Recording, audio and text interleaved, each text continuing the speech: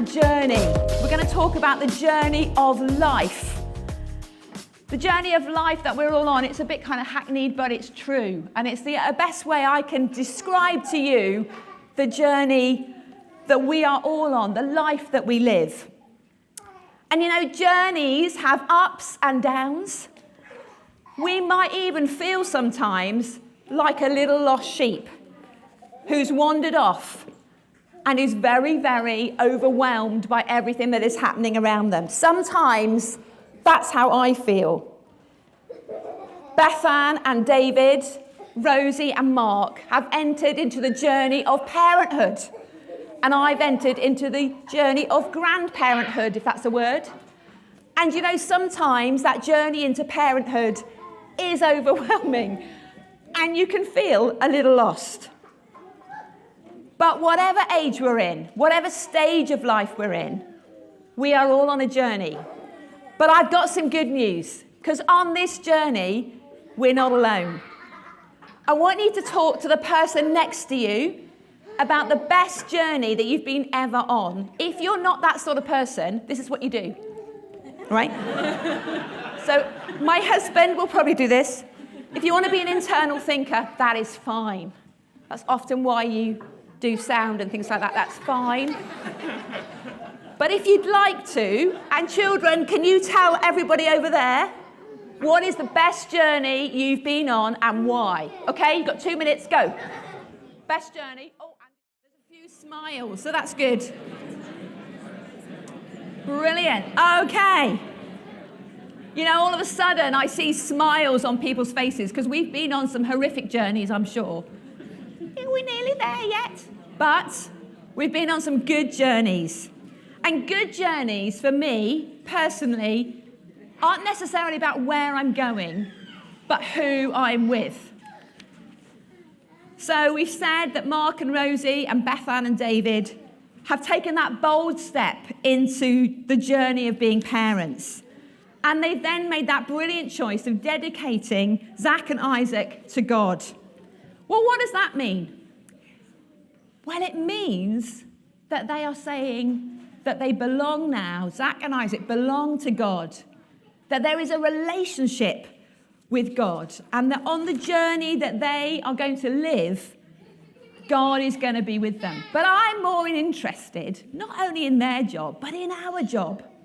So whether your name is Edward or Toby or Olivia, we have all got a job to do. Because we all just stood up. I saw you. I was so relieved you did. We all stood up and we said, we are being commissioned to share that journey with them. And whether it's a family gathering, of which I hope there'll be many, whether it's in church or at school, we have been commissioned to tell and to show Zach and Isaac who is with them on that journey. Who is their most amazing helper? Now, if you're at the back and you're drawing things, I wonder if you're drawing a picture of the person that Zach and Isaac have got on their journey. I hope that there may be some pictures of this most amazing person that will accompany them on the journey. Who is it? Well, you know, most of you, that Zach and Isaac are going to be with the Good Shepherd. You see, there was once a man who said the most amazing things and did the most amazing things. That wherever this man went, the people said, "Who are you?" And one day he said, "I am the Good Shepherd. I am the Good Shepherd." What does that mean? Well, we need to understand Middle Eastern shepherds. They're not like shepherds in Wales or England, where they send a dog to do a lot of the hard work. In the Middle East, the Good Shepherd leads from the front. The Good Shepherd knows each of us by name. So the Good Shepherd knows Zach and Isaac already. The Good Shepherd knows Frank and Norman, Ed, Anne, Rosie. The Good Shepherd knows Toby and Edward by name. Wow. That is good news to start with, because if you're on a journey, it's good that we know that the person who's with us kind of knows our name. Kind of a bit awkward if you're in a car for a long journey, you're thinking, what was his name? I can't remember. It's okay.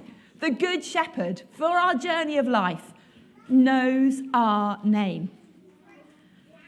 That's exciting enough. But actually, there's more. You see, the Good Shepherd knows us and we can know him. I am so pleased that Theo talked and prayed that Isaac would hear the voice of the Good Shepherd. Because my faith was a bit boring, if I'm honest. I was a good girl. I went to church with my mummy and daddy for a long time, in fact, 18 years. And most of the time, I just did that right thing, and I sat in church, I stood up, I sat down, I stood up. But then, about 28, I met somebody who said, you can hear God's voice. No, don't be silly. No, you can hear his voice. What? And then I read it. Andrew read it for us in John 10. We can hear the voice of the shepherd. Prayer is about finding that space and listening. We might hear it in our knower, in our gut. I don't know what that means to you, but, that's what I need to do. Some people hear an audible voice. I don't really often. Sometimes you read something from the Bible and it goes, woohoo, that's it. But we can know the voice of the Good Shepherd. So thank you for that. It's all joined up. It's like, woohoo. We can hear the voice of the Good Shepherd. Now, the other thing, because that's very exciting too for Zach and Isaac's journey. But as we're going on the journey, sometimes we don't know the way. I don't know whether today you've got a decision you're trying to make. Is it at school? Is it at college? What should I do? Well, the Good Shepherd says, I'll lead from the front. I'm going to show you the way. That's sometimes quite tricky, if I'm honest. There seems to be sometimes a degree of choice. But he leads from the front, and he says, I'm going to lead you to green pasture. I'm going to lead you to cool, refreshing water. But actually, did you hear about the wolf? You see, sometimes we are led through places of danger, through the valley of the shadow of death. But we're going through with the Good Shepherd. He's with us in those moments of danger. He's not the hired hand. If you think God lets you down, if you think God will leave you, that's what human beings do. And some of us have had experience of church. We've had experience of human beings who've done that. But that's not the Good Shepherd. The Good Shepherd leads from the front. He says, I'm never going to leave you. I'm never going to let you down. The Good Shepherd is here for the long haul. And then finally, in that passage we read, the Good Shepherd will even lay down his life for the sheep. When I was 18, I did guilt like no one else. I could be guilty for things I hadn't even done. But Jesus said, I've got it. I went to the cross. You can lay it there and leave it, Fiona. And I felt a bit lighter. I felt a bit lighter because my guilt had gone. The Good Shepherd takes all that bad stuff and says, we are set free. He is the Good Shepherd. I've got another question for you. Out of everything you've heard about the Good Shepherd, we can be known. He knows our name. We can hear his voice. He leads from the front. He lays down his life. Which of those is the most important for you today? Which of those is the most important? That you're known? That he knows your name? That he leads? That he laid down his life? You might want to talk to the person next to you. You just might want a moment to think about that. Which of those is the most important for you? And don't forget, Which of those are you going to tell and show Zach and Isaac? Just a moment to think about that.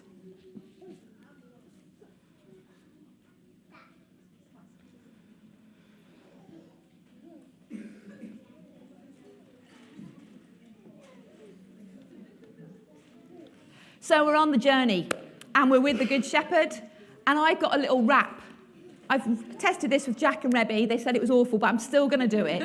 No, they didn't. Okay, so can you click your fingers? Oscar, can you click your fingers? No? I couldn't, just pretend. If you do that, people think you're doing it. Okay. You are loved, you are chosen, you are wonderfully made. You are loved, you are chosen, you are wonderfully made. You are loved, you are chosen, you are wonderfully made. Oh, yes, you are. Oh, yes, you are. Okay, can anybody come and help me do that? Oscar, can you come and help me? No? Are you already shy in Woodville? Can you help? Okay. Can you come and help me? Lovely. Okay, you are loved, you are chosen, you are wonderfully made. All right, those... Okay. Are you ready? You are loved, you are chosen, you are wonderfully made. You are loved, you are chosen, you are wonderfully made. You are loved, you are chosen, you are wonderfully made. Oh, yes, you are. Oh, yes, you are. Okay, the fun bit is now you have to say it to those of you around.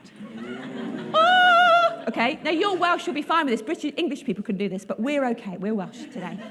So, don't forget, we're practicing this so that when you see Isaac, when you see Zach, you can tell them about the Good Shepherd. And this is what the Good Shepherd says to us, okay? And we're going to say it to one another. So at the end, oh, yes, you are, just find somebody. They'll be pointing to somebody else, so it'll be fine. Okay, are you ready? You are loved, you are chosen, you are wonderfully made. You are loved, you are chosen, you are wonderfully made. You are loved, you are chosen, you are wonderfully made. Oh, yes, you are. Oh, yes, you are. No, well done. Thank you so much for helping. So, we are commissioned.